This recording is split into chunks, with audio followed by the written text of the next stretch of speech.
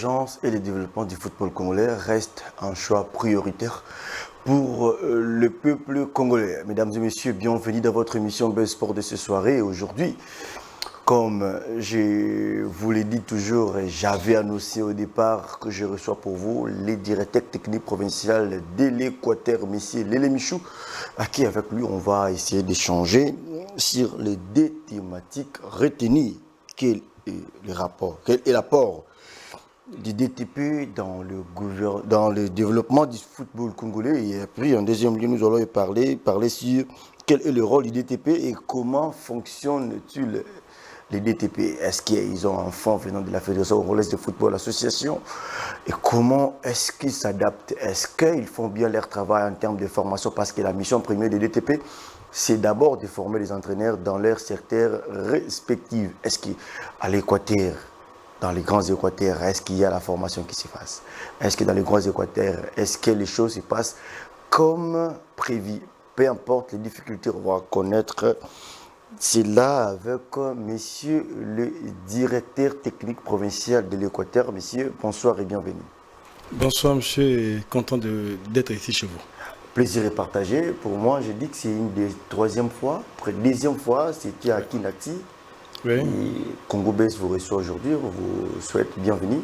Merci. C'est le directeur technique provincial de l'Équateur. Directement, on commence avec notre première thématique. Quel est l'apport des DTP dans le développement du sport congolais? Oui, alors j'aimerais d'abord dire que les DTP, donc le DTP, la direction technique provinciale, dirigée par un directeur technique provincial, s'il faut dire ainsi. La DTP est une branche de la direction technique nationale. La DTP fait le travail, donc c'est les relais, les points focaux de la DTN au niveau des provinces. Donc, la politique de la DTN est relayée, devrait être relayée. C'est pas relayé, mais devrait. Okay. On en parlera, devait être relayée, appliquée, et mettre au pied toutes les recommandations et les orientations de la DTN. C'est ça la tâche de la DTP. Et à ce niveau, pourquoi vous avez parlé de devrait être relayé ou devrait être relayé? Cette nuance, pourquoi il y a changement? Ça dit à quoi? Oui, en fait, quand je dis devrait être relayé, ça veut dire quoi? La mission première est là, c'est-à-dire faire ça. Mais quand on ne fait pas ce qui devait être fait, voilà pourquoi j'ai parlé de devrait être. Okay. C'est-à-dire, étant la direction technique provinciale, nous devions en principe être accompagnés par des moyens. Vous savez, on ne peut pas former sans moyens, on ne peut pas relayer une information sans canaux, on ne peut pas donner quelque chose sans qu'il y ait une main. Donc, comprenez que tant que nous n'aurons pas cet accompagnement, tant que nous n'aurons pas cet appui, il sera difficile pour que la DTP mette en application les orientations de la DTN. Qui peut être le moyen, qui peut et qui est censé de mettre les moyens pour la bonne déroulement ou le développement de ces secteurs? Est-ce que c'est les gouverneurs respectifs des différentes villes qui travaillent en connivence avec les ligues ou encore avec les DTP, ou c'est la politique interne de la fédération qui est censée de mettre des moyens pour le développement de ces secteurs? Je reviens d'abord à ça, c'est mon point de vue. Okay. Je crois que la première tâche revient à la DTN, c'est-à-dire que je vois la FECOFA. Okay. Quand je dis nous sommes les branches de la DTN dépend de la FECOFA et nous dépendons de la DTN.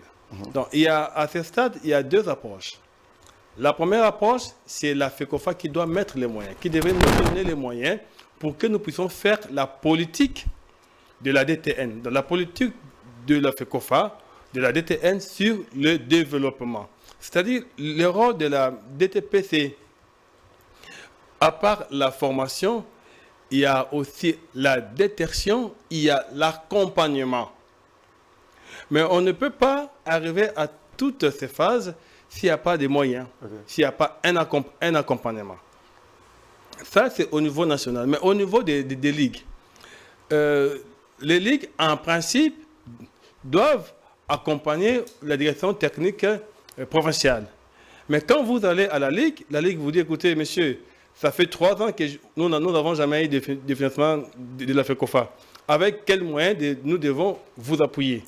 Et à ce stade, ben, tu deviens quoi? À ce stade, donc, on s'est dit, l'initiative est bonne, mais écoutez, on a été désigné sur papier, on est appelé DTP, oui, mais sur le terrain, si ce ne sont pas avec, je parlerai, excusez-moi que je vais parler de ma province, je ne vais pas entrer dans la gestion des autres.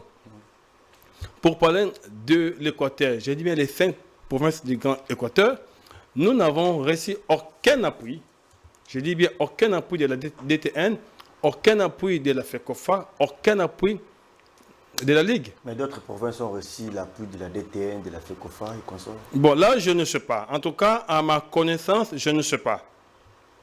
Au niveau de la DTN, en tout cas, je ne sais pas. Nous aimerions peut-être avoir un rapport là-dessus. Mais en tout cas, moi, je ne sais pas. Je parle de ma province, donc du Grand Équateur. Nous n'avons reçu aucun appui au niveau de la DTN, aucun appui au niveau de la Ligue. Et si nous parvenons à faire certaines activités, c'est par nos propres moyens et par certains entraîneurs originaires du Grand Équateur qui nous appuient pour des journées pédagogiques, pour des détections. Voilà, mais en tout cas, au niveau de la DTN, au niveau de la Ligue, FECOFA, nous n'avons reçu aucun financement, aucun appui, aucun ballon. Aucun appui, aucun ballon. Même le ballon, la fédération n'a pas donné au Grand Équateur pour le développement du football au niveau de l'Équateur. Vous savez, à moins que je puisse me tromper, de ne pas comprendre c'est quoi un ballon. Si c'est les ballons qu'on joue sur le terrain, en tout cas, nous n'avons jamais reçu. Et puis, quand nous parlons du développement, d'abord, il faudra comprendre c'est quoi le développement. Okay. Le développement, c'est quitter le point A pour aller au point B. C'est quitter le point négatif pour aller au positif. Mais pour arriver de A au point B, il y a toute une procédure. C'est comme ça que nous parlons du développement. Le développement, ce n'est pas un bâton magique. Le développement, c'est toute une procédure.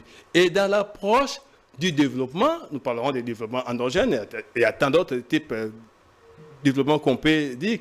Mais dans cette approche du développement, au niveau du football, nous mettons l'homme au milieu. Et quand nous mettons l'homme au milieu, nous voyons le joueur qui est au milieu, qui est le centre, qui est le levier même, sur lequel qu'on peut s'appuyer. C'est parfait, qu'on peut plutôt avancer. Donc, tant que nous n'avons pas de moyens, tant que nous n'avons pas tout ce qui est structure pour accompagner le jeune joueur, en tout cas, ben, il faut effacer le mot développement. Est-ce que peut-on nous dire que la Fédération congolaise de football ne participe pas au développement du sport ou du football au niveau de l'Équateur? Bon, ne pas participer d'abord c'est quoi, et puis ne pas participer c'est quoi? Participer dans le sens que, parce que déjà là, vous venez de dire que à ta ballon, mon côté Botukala Kozo. Bon, si au niveau. Si les ballons vous jouez et formation, vous serez assisté. À ce contexte-là que je vais un peu. Ok. Pas comprendre. Oui, puisque vous avez parlé de moyens, je vous dis, aujourd'hui, nous n'avons reçu aucun appui de la FECOFA, ça je le répète, ni de la DTN, qui est une branche technique de la FECOFA. Oui, les championnats à l'Équateur s'organisent. Il y a la Ligue qui est là, elle fait quoi? Qui se bat avec ses petits moyens pour parvenir à organiser des championnats. En tout cas, les championnats se jouent, mais pas dans de bonnes conditions comme telles. D'abord, je vous dirais qu'on a un problème d'infrastructure. Okay. C'est un fait général. Oui, on a un problème d'infrastructure. Pour aujourd'hui, pour tous les grands Équateurs, nous avons un stade qui est le stade de Père Carlos Bumba, qui répond aux normes. Il y a le stade de Boendé qui vient d'être construit, et je crois que c'est déjà intéressant. Le stade de Bakousou Mbandaka traîne encore les pas. Donc, il y a aussi à Guémena qu'on est en train de construire. Mais aujourd'hui, s'il faut présenter, nous parlerons du stade de Carlos Feper et Carlos. C'est à Bumba. Oui, à Bumba.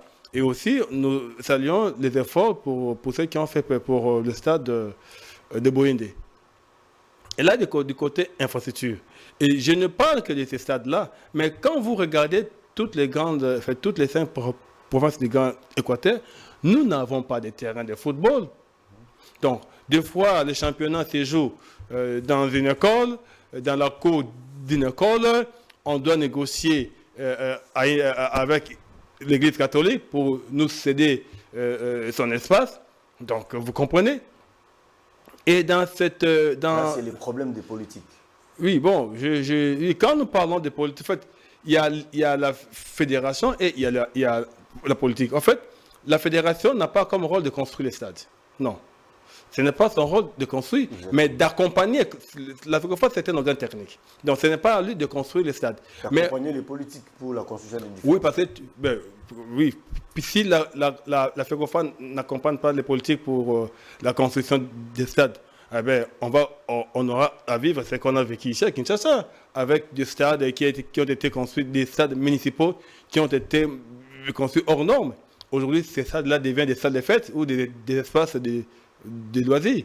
Qui, en principe, si on avait associé la FECOFA, les respects de la FECOFA, on aurait aujourd'hui eu beaucoup de stades municipaux qui répondent aux normes.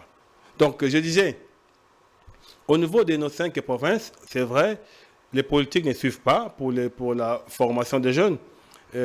Quand on veut avoir de bons joueurs aujourd'hui, il faut se poser la question, ces joueurs que nous voulons meilleurs, ils vont jouer sur quel terrain? Commencez d'abord par là. Et si nous n'avons pas de bons terrains, pensez-vous qu'on peut avoir de bons joueurs? Si les entraîneurs ne sont pas formés, pensez-vous qu'on peut avoir de bons joueurs? Non. Alors, pour revenir à ce que vous avez dit sur la formation, permettez-moi de vous dire aujourd'hui, peut-être que je peux me tromper, pour tout l'Équateur, je parle même pour tout l'Équateur, les 5 provinces de l'Équateur, le seul entraîneur, je dis bien Équateur pour des entraîneurs locaux qui sont à l'Équateur. Nous n'avons qu'un seul entraîneur qui a le diplôme CECAF, un seul. Pour toutes les provinces, les 5 provinces du Grand Équateur. Là c'est le problème dû aux moyens. Le coût que la fédération met à la disposition des entraîneurs et qui pose problème, ou encore peut-être un certain léthargie au niveau des entraîneurs, au niveau de l'Équateur. Non, j'en viens. Pour faire CECAF, il faut faire des fédérales, il faut faire ces fédérales. Les conditions. Les conditions. Est-ce qu'avions-nous organisé cela à l'Équateur? Les rares des gens qui ont pu faire ça, ce sont ceux qui se sont déplacés de l'Équateur pour venir le faire à Kinshasa. À l'Équateur, nous l'avons fait l'année passée. La licence, c'est, je crois, c'est fédéral. Mais après combien de temps? On a eu à former que 30 personnes. Fait comme d'habitude, 30. Alors, quand vous prenez tout l'Équateur, toutes les 5 provinces du Grand Équateur, et on peut dire, statistiquement, nous n'avons pas plus de 50 entraîneurs qui ont le diplôme C fédéral. Vous comprenez? Donc, ça aussi, c'est un problème de politique, mais surtout, c'est un problème de la FECOFA. Et là, je dois le dire clairement, parce que la FECOFA a aussi, parmi ses moyens, parmi ses orientations, la formation des entraîneurs. Okay. Et nous constatons qu'au niveau du Grand Équateur, on est par moments négligé. Ça, je l'ai écrit, on en a échangé avec la direction technique nationale. Bon, parce que la fois passée, il y a eu la formation à Kisangani, où la fédération a mis les paquets. Donc, je pense, d'un côté, c'est vrai, les politiques peuvent nous accompagner à travers la Ligue, mais aussi la fédération a comme tâche de pouvoir aider les entraîneurs. Parce que quand nous parlons du développement du football, il faut former les entraîneurs au niveau de la base. Bon, si on ne s'est pas formé, voilà pourquoi aujourd'hui, s'il faut regarder sur le plan national, le niveau du football de l'Équateur par rapport à d'autres provinces, on n'est pas mieux classé. On n'est pas mieux classé. Ce n'est pas qu'on n'a pas de bons joueurs. Oui, mais non, On a des talents, pas des bons joueurs. Nous avons des talents, mais qui ne sont pas exploités en bon escient. Alors, pour que ces talents soient exploités en bon escient, il faut qu'il y ait formation. Pour qu'il y ait formation, il faut qu'il y ait des moyens. Voilà. Alors, pour que l'Équateur soit mieux coté, qu'est-ce qu'il faut exactement? Oui, ce qu'il faut exactement, c'est le travail que nous sommes en train de faire avec, au niveau de l'amicale des entraîneurs du Grand Équateur, et frapper dans des portes de nos politiques, toquer de gauche à droite, dans l'espoir qu'un jour, nous aurons des gens qui pourront comprendre le vrai sens. Nous n'avons pas besoin de gens qui peuvent venir pendant la campagne électorale, excusez-moi de vous le dire. Mais trop souvent, et ça aussi, c'est pendant la campagne électorale, on voit toutes ces personnalités venir, écoutez, je suis là, XY, mais non. Mais pendant ce temps, si nous voulons vraiment que le football puisse avancer, de l'Équateur, c'est le moment. Vous savez, la seule équipe de l'Équateur qui a pu jouer le championnat international, ça doit être Sibé Zaïre, mais c'est plus de 20-30 ans, je peux dire. Et là... Mais dans ce contexte-là, vous ne pensez pas que c'est d'abord le problème me dit peut-être la promotion des talents au niveau de l'Équateur. Au lieu peut-être aussi d'être dit ou d'attribuer ou qu'on attribue les fautes à la fédération, mais aussi, est-ce qu'on ne peut pas aussi voir aux côtés de nos politiques de l'Équateur? Je cite les noms.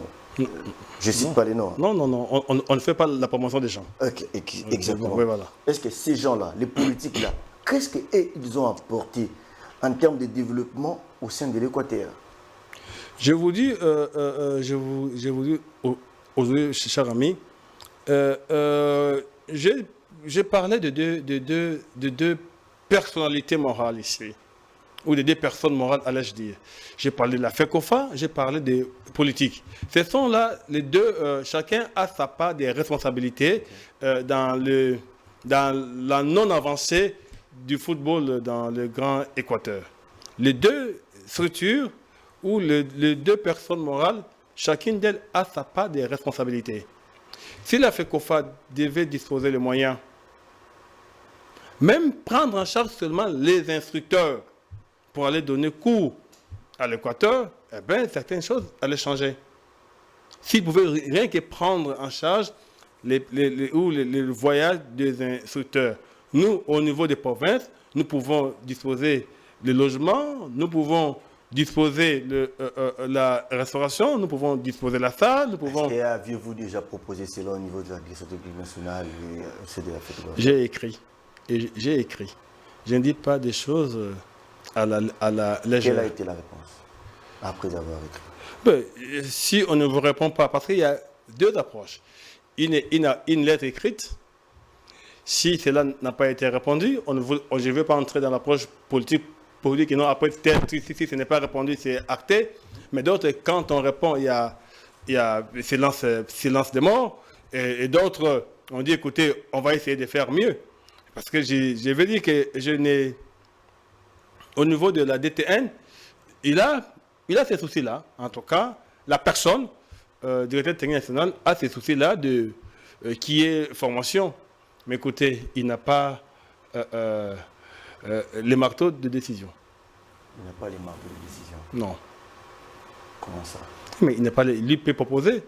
Il peut faire son planning. Voilà, on doit former ici, on doit aller là-bas. Mais les moyens doivent venir. Ce n'est qu'un employé. Et l'employé ne prend pas de décision. Mais est-il bon qu'aujourd'hui, le mode de vie d'un entraîneur congolais est à la pathétique, est à la pas considéré au milieu de tous? Est-il logique? Oui, c'est logique. Mais pour que cela cesse, qu'est-ce qu'il faut? Cela ne cessera pas. Pourquoi ça va cesser? Ouais, c'est logique, cela ne cessera pas. Tant que tu ne sais pas vendre ton image, ça va continuer. Parce qu'aujourd'hui, combien d'entraîneurs travaillent sans contrat? Enfin, avec contrat. Ou sans contrat. Faisons les statistiques. Quand tu regardes le miroir, Tu te vois. Et le monde nous respecte à travers l'image que nous donnons. Nous projetons quelle image? Si nous projetons l'image d'un mendiant, eh bien, on va vous considérer comme un mendiant. Sortez dans la rue. Observez 2 personnes. Vous allez dire non, celui-ci c'est un mendiant et l'autre là c'est un gars, c'est un gentleman. C'est par rapport à l'image. Et si nous, entraîneurs congolais, nous essayons de faire mieux, c'est-à-dire on dit j'ai faim, mais l'autre ne peut pas comprendre que moi j'ai faim. Excusez-moi, je ne vous manque pas de respect. Tu as envie d'inviter une amie pour sortir avec elle parce que tu en as envie. Mais elle n'est pas là, tu ne sortiras pas avec ta soeur. C'est un problème mental. C'est-à-dire, à un moment donné, il faut savoir prendre cette décision-là. Vous savez, j'ai toujours dit, les jours où l'entraîneur congolais dit, écoutez, on n'ira pas sur le terrain tant que cette histoire ne sera pas traitée. Mais vous imaginez, vous parlez de telle histoire, à gauche, à droite, ce sont les mêmes personnes avec qui vous avez échangé à gauche, mais quand ils vont à droite, ils changent d'avis. Combien d'entraîneurs congolais qui sont aujourd'hui dans des équipes nationales qui n'ont jamais signé de contrat? Ils sont partis dans des missions, ils sont revenus des fois sans transport. Et on leur demande, dit, donc ça, c'est vêtements autre que au attaqué. Mais ça, c'est un manque de respect.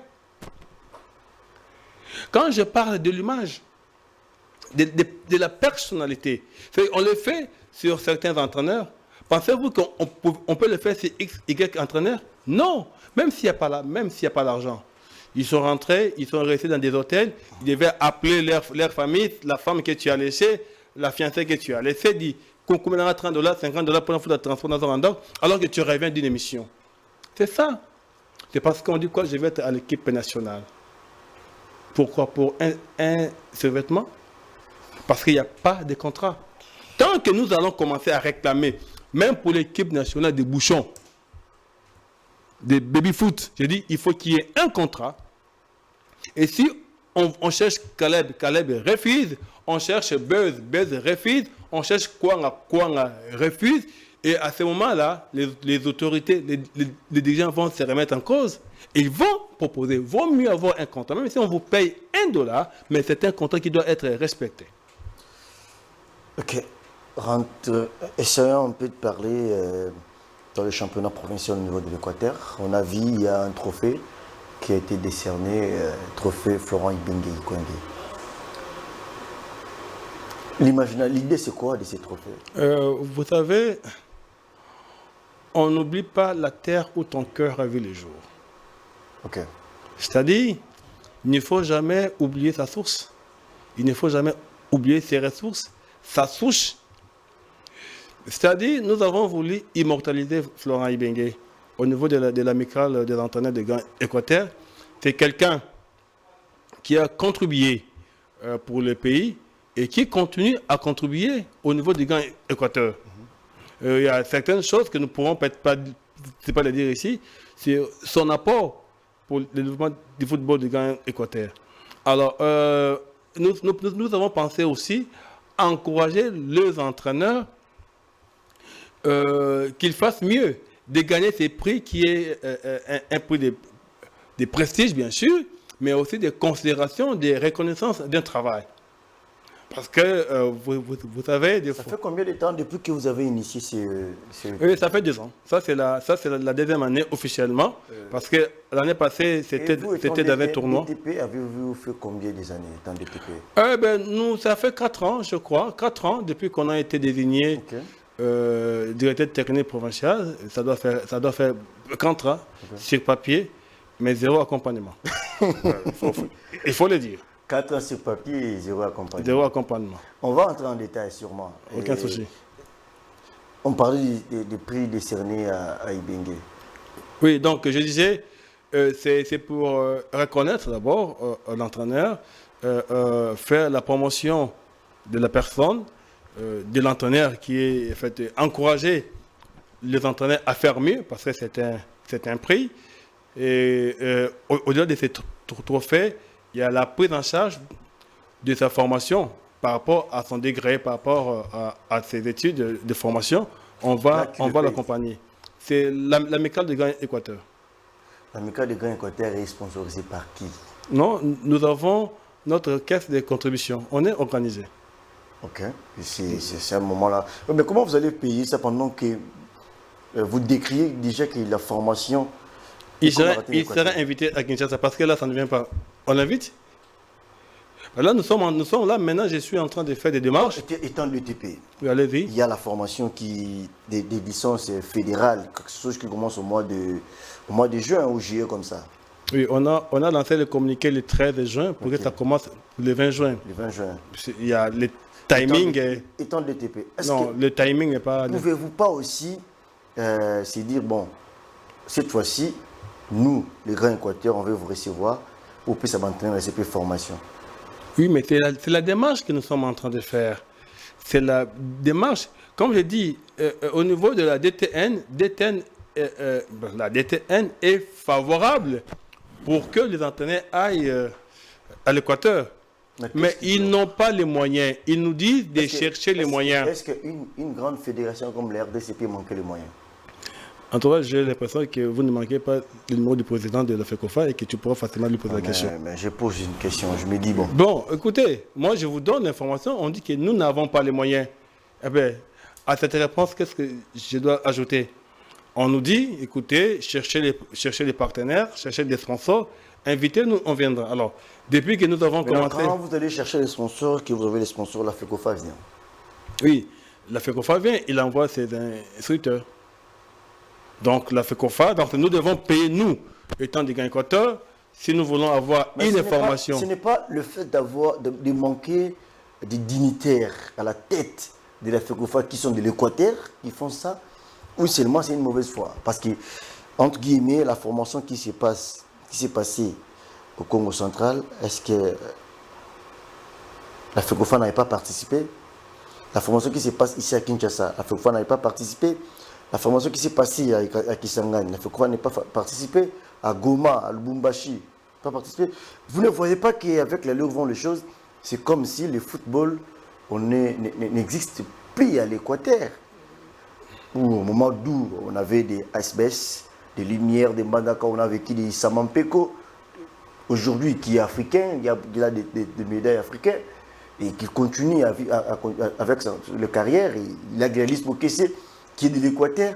Mais tous ces enjeux-là, toutes ces symbioses-là, quand vous les réunissez plutôt, allais-je dire, et que vous voyez que la FECOFA n'apporte aucun soutien du développement au niveau de l'Équateur, avez-vous pas la rage d'aller voir les gouverneurs des Grands Équateurs ou associer tous les gouverneurs de ces grandes provinces pour leur dire, regarde, nous sommes limités au Salaboué. Maintenant, tout ça bloqué dans la situation. Ok, je reviens d'abord sur un point. Quand vous avez parlé de la formation au Congo central et dans d'autres provinces, comme je l'ai dit, la FECOFA autorise les instructeurs à aller par exemple au Congo central. Mais la prise en charge est au niveau de la Ligue, au niveau des notables de la province, trop souvent. Mais il y a aussi des cas où c'est la FECOFA qui paye ses instructeurs. Maintenant, par rapport à nos gouverneurs, nous avons écrit, nous avons fait des projets et nous avons tenté de contacter certaines notables, certaines personnalités de l'espace Grand Équateur. Nous avons jusqu'à présent aucune suite favorable. Okay. Aucune. Donc, contactez Florent Ibenge parce que vous avez cité des Florent, des Gladys Bokesse, Isamampeko, tous ces ressortissants du Grand Équateur. Oui, ils ont cette volonté d'appuyer. Ils ont la volonté y est, mais des fois les moyens ne suivent pas. Vous n'allez pas demander à Isamampeko de prendre en charge telle formation. À Florent, non. En fait, ils peuvent venir en appui. Mais en principe, ce sont nos gouverneurs, ce sont nos autorités. Mais curieusement, jusqu'à présent, je vais vous dire une chose, excusez-moi, est-ce que vous savez que l'équipe de l'Équateur est à Lubumbashi? Les deux équipes de l'Équateur jouent le championnat féminin. Okay. Et aujourd'hui, la LINAF a donné, comme dans toutes les provinces, 11 billets à chaque équipe. Et nous, à l'Équateur, il y a des gens qui ont pris 2 billets pour donner à je ne sais pas qui. Et l'équipe, on se retrouve à Lumbashi avec une équipe qui a 11 joueurs et une à 9 joueurs. Celle qui avait 9 joueurs a commencé le match avec 8 joueurs de champ, plus un gardien qui était blessé. Il y a un joueur qui a fait le gardien et puis l'autre s'est blessé. Le score était de 9-0. L'arbitre était obligé d'arrêter le match parce qu'on ne pouvait plus continuer avec des joueurs incomplets sur le terrain. Ça, c'est l'Équateur. Et j'en viens. OK. Mais là, permettez-moi, s'il peut m'entendre, qu'il m'excuse, en tout cas, je suis dans l'obligation de le dire. Ces joueuses, ces filles sont arrivées à Lubumbashi, ils ne savent pas où dormir. Comment ça? Ah oui, parce que le gouvernement provincial devait prendre en charge, devait accompagner. Mais il fallait maintenant qu'on puisse appeler de gauche à droite, et c'est Florent Ibenge qui a pris en charge ces 2 équipes féminines qui sont à Lubumbashi. Logement et restauration. Mais ce n'est pas son rôle. Il l'a fait parce qu'il est du Grand Équateur.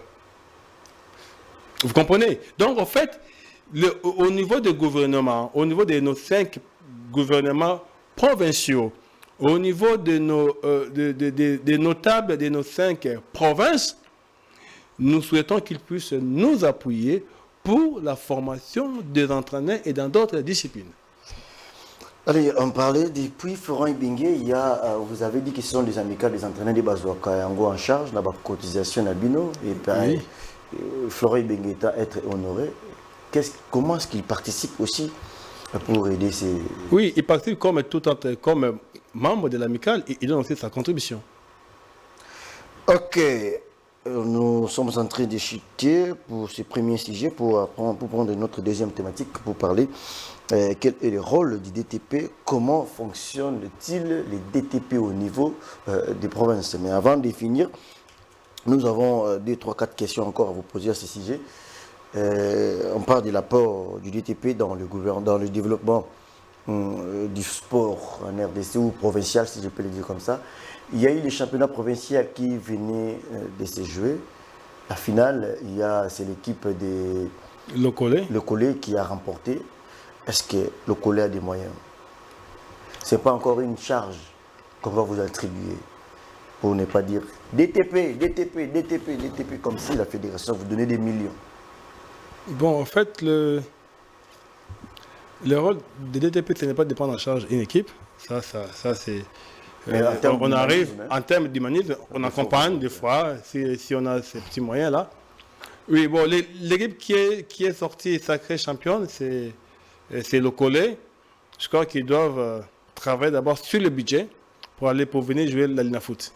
Il faut avoir un budget. C'est-à-dire, pour jouer la Lina Foot, je dois loger les joueurs.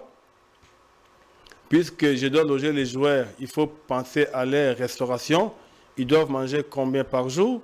À Kinshasa, tous les terrains ne sont pas gratuits. Il faut la location des terrains. Ça, c'est un budget. Si le terrain est loin par rapport au domicile, il faut tenir compte du transport. Donc, s'il faut aller jouer le match, il faut tenir compte des frais de match. S'il faut se déplacer, il faut tenir compte du voyage et d'hébergement. Donc, comme nous aurons 16 matchs, donc on aura à peu près 30 matchs. Donc, dans ces 30 matchs, on doit s'attendre à des déplacements vers le Congo central ou vers le Grand Bandundu. Donc, ça dépendra. Donc, le président de ces clubs doit tenir compte de tous ces paramètres. Et ça aussi, c'est l'un des points qui fait que les équipes qui viennent des provinces, notamment, je parle du Grand Équateur, ne parviennent pas à faire mieux. Parce qu'au-delà de l'approche technique, tactique et physique, il y a aussi l'approche mentale. Et dans le mental, nous avons la restauration. Parce que si un joueur n'a pas mangé, bien que la restauration fait partie des physiques, mais qui a comme conséquence directe sur le mental, ben, il ne va pas bien jouer. Et bien, si un joueur n'a pas de primes, s'il ne dort pas dans de bonnes conditions, tout ça, ça joue. Et s'il n'a pas de bons équipements, ça joue. Donc, je pense, on doit tenir compte de tous ces paramètres avant de s'engager. Ok, merci beaucoup. Prenons notre deuxième rubrique. Comment fonctionne le DTP? Quel est le rôle du DTP? Comment fonctionne-t-il? Mais avant de vous accorder cette parole, je voudrais d'abord dire 2-3-4 mots par rapport à notre première thématique. Vous savez, aujourd'hui, si le football congolais ne prospère pas ou ne connaît pas l'émancipation, à 85% c'est les sportifs et les politiques. Vous savez, aujourd'hui, sous d'autres siècles, quand vous partez, vous voyez que les politiques participent dans le développement du sport ou du football en particulier. Mais ici, vous parlez dans la province comme le Grand Équateur qui subit, moi je lui dirais, des injustices qui n'arrangent pas et qui n'honorent pas aussi les membres du CONOR. Vous qui êtes censé les normaliser, bon, depuis là, je ne vois pas la normalisation. Si à l'Équateur il y avait 2, mais on devrait aussi, après les comités exécutifs, après la normalisation quand il est arrivé, il devrait commencer par normaliser, mais c'est un point à 2 mesures, je me dis. Où en sommes-nous avec ce football où tantôt problème, match de négociation, match de complaisance, aucune sanction, c'est compliqué. Bon. Puisque c'est compliqué, bon, quoi dire s'il n'est pas plaidé, compliqué. Si ce n'est pas plaidé pour qu'il y ait des élections au sein de ce comité, au sein de la Fédération congolaise de football association. Le rôle du DTP et comment fonctionne-t-il le DTP au niveau du province? Ok, merci. J'aimerais, si vous permettez, revenir sur un point. Quand vous avez parlé sur le développement du football, nous avons un projet qu'on appelle TDS. C'est un projet pour la détection, allais-je dire, et puis accompagnement des jeunes pour le développement. Nous étions en Bandaka avec la direction technique nationale, avec le directeur technique national, M. Loussadissou, et puis avec un instructeur, Etienne Diana. Nous avons été pour ce projet-là, le projet DTS, qui devait en principe finir par la construction d'un centre de perfectionnement des jeunes. Nous avons fait les premiers pas. En principe, on devait continuer. Nous avons pris des engagements personnellement avec d'autres entraîneurs qui ont commencé déjà à faire le travail de détection. Mais on n'a fait qu'une seule phase. D'autres phases, on n'a pas fait parce qu'il n'y a pas de moyens. Et pourtant, on nous avait rassurés. Mais quand vous parlez de moyens, des fois, ça me donne de la touille à la tête. Je me dis, Fédération, vous venez de l'euro, la RDC, Azan a des moyens. Mais c'est abominable. Non, mais vous savez, je n'entre pas dans la gestion, mais je vous donne l'information. On devait faire cette activité et on a arrêté parce qu'il n'y a pas de moyens. Alors, je me dis, si on savait qu'il n'y avait pas de moyens, on aurait dû commencer. Parce que d'un côté, nous sommes traités de farceurs par nos propres entraîneurs, par les jeunes, par les autorités. Parce que nous avons vu les autorités, nous avons vu certains cadres. Voilà, nous avons tel projet. Et on va commencer, on sera dans telle province, dans tel territoire, pendant telle période. Et du coup, on n'est plus parti sans autre explication. Donc voilà. Et pour revenir maintenant à votre préoccupation, en fait, à votre question sur le fonctionnement du DTP, en fait, comme je dis, le DTP, le DTP technique provincial, c'est lui qui chapeaute la politique de la DTN au niveau des provinces, et il a avec lui comme ses accompagnateurs ou ses assistants administratifs et techniques, les conseillers techniques provinciaux, ce qu'on appelle les CTP. Et dans chaque province, nous avons un CTP et qui, à son niveau, a ses conseillers communaux au niveau de leur organisation. Alors maintenant, si nous avons... parce qu'au niveau de la DTN, il a mis à notre disposition certaines orientations et des thématiques. Et si nous avons la thématique et si nous avons cette politique-là, nous, à notre niveau, nous organisons des journées pédagogiques. Avec les CTP, on s'est réunis d'abord, on discute sur la faisabilité et nous organisons des journées pédagogiques, auxquelles nous associons tous les entraîneurs pour partager avec eux la philosophie de la DTN. Il envoie des thèmes et nous faisons de notre mieux pour que ces thèmes soient relayés dans chaque province et que chaque province puisse aussi, des entraîneurs puissent aussi échanger sur ça. Mais le vrai problème, c'est quoi? Je parle de nous, de l'Équateur. Il y a des provinces où nous n'avons pas des entraîneurs formés. Ne peut donner la vraie information que celui qui l'a bien comprise. Donc, comprenez qu'on donne l'information, on dit voilà comment on peut faire, mais vous avez là, pour la personne qui doit relayer, lui-même ne comprend pas ce qu'elle doit pouvoir relayer, et ça bloque tout. Ça bloque tout. Voilà pourquoi je répète toujours sur la formation des entraîneurs. Donc, les DTP travaillent avec les CTP, et les CTP travaillent aussi avec les organisations locales, faites des amicales locales. Et les DTP fait aussi la politique de la Ligue. Donc, les DTP collaborent avec la Ligue. Ils proposent un plan de travail au niveau de la Ligue et la Ligue associe des équipes. Voilà. Ok, alors il nous reste que 4 minutes pour finir cette émission. Et malgré les difficultés que vous traversez dans le DTP, pas sans moyens financiers, ni accompagnement politique ou encore de la Fédération congolaise de football, vous avez quand même des objectifs à atteindre avec cette fonction. Bien que cette fonction n'est pas accompagnée. Et quels sont les objectifs que vous vous êtes dit que vous devriez atteindre, peu importe les difficultés que vous êtes en train de traverser? Si je ne démissionne pas, et si je suis encore là, je me suis dit, dans 5 ans, nous devons avoir une équipe de grands équatoriens jouer la Coupe d'Afrique. Et ça, c'est possible. Pourquoi vous vous dites qu'il démissionnait? Je ne suis pas obligé de continuer. La raison, parce qu'il n'y a pas d'accompagnement? Non, il n'y a pas question d'accompagnement. Quoi? La considération? Non, non plus la considération. Mais vous savez, par moment, quand tu sembles ne pas être réalisé ce que tu pensais, tu peux te remettre en cause. Peut-être quelqu'un d'autre pourra faire mieux que moi. Ça aussi, il faut savoir être souple.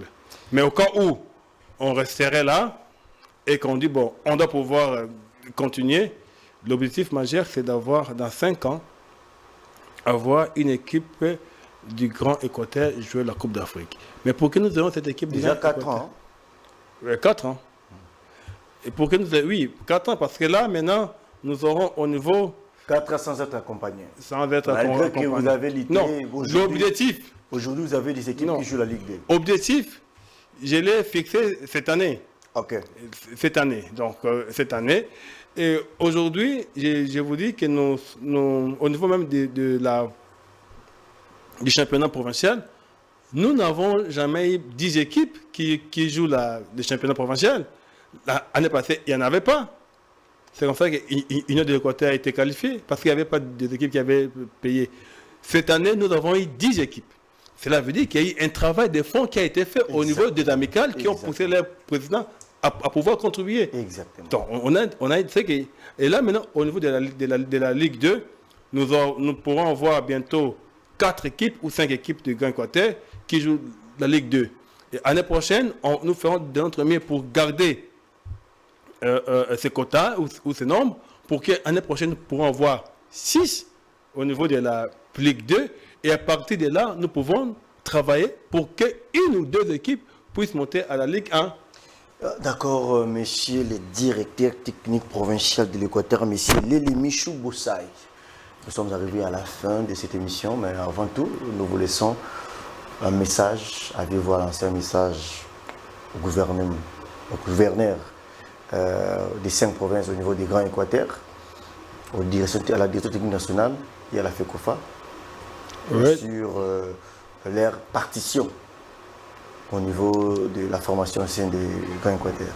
Oui, donc je dirais, comme je l'ai dit tout à l'heure là, l'objectif c'est de jouer la coupe d'Afrique et aussi former des entraîneurs et accompagner des jeunes.